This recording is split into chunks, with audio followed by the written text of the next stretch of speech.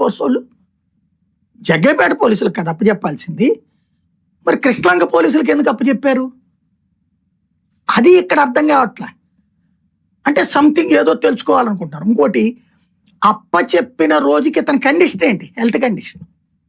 వాళ్ళు చితక్ కొట్టేసి ఇక చస్తాడని చెప్పి ఇతనికి అప్పచెప్పారా? లేరు, బతికుండగానే అప్పచెప్తుంది. అంటే బాగానే ఉన్నాడు అన్నప్పుడు అప్పచెప్తే ఏదో టాపిక్ ఇచ్చి ఉండాలి కదా. ఈ సమాచారం వీడు మాట్లాడట్లేదు మా ఇంట్రాగేషన్లో, నీ తరహా ఇంట్రాగేషన్ చెయ్యయ్యా అని ఇతను హీరోగా ప్రొజెక్ట్ చేసి ఉండొచ్చు వాళ్ళు. ఇతను ఆ హీరో వర్షిప్ కోసం తీసుకొచ్చి కొట్టుండాలి.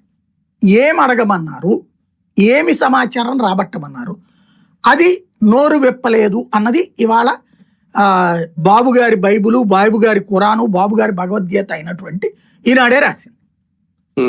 బాబు గారి ఆత్మ అయినటువంటి ఆంధ్రజ్యోతి రాసింది.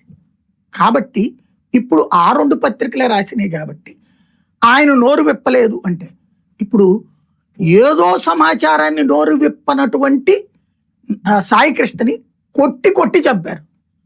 మరి ఇంత పెద్ద ఇష్యూలో బూడిద చేసి శవం కూడా చెప్పనటువంటి వాళ్ళని పోలీసు అధికారిని ఏమనాలా? ఏం చేయాలా? 3rd degree ప్రయోగించారా? లేదు. చట్టబద్ధంగా చేస్తారు. లైట్ డిటెక్టర్ టెస్టులు చేయాలా?